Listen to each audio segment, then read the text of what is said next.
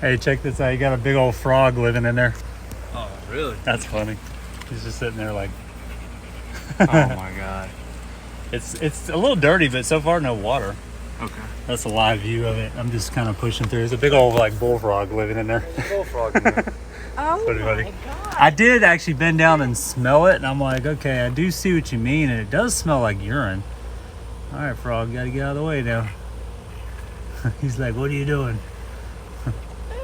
Oh, there. Oh, he went further in there. Okay, great. See all that lint that's built up? I can get all that out. Now, of course, now I'm chasing the frog into your house, so he might actually try to. Well, he might get blocked by that thing. Okay. So hopefully, yeah, he's almost to where the little thing is. Loki, stay. That's funny.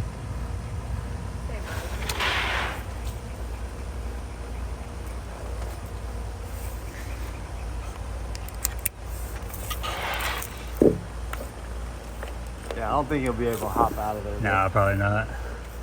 Hopefully he'll come back. When I get that brush through there, he'll definitely want to leave.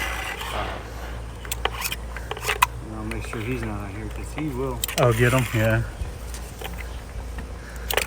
He messed up the lizard out here the other day. Yeah. Yeah, it's just so low. That's the only thing. So what I'm thinking is, like,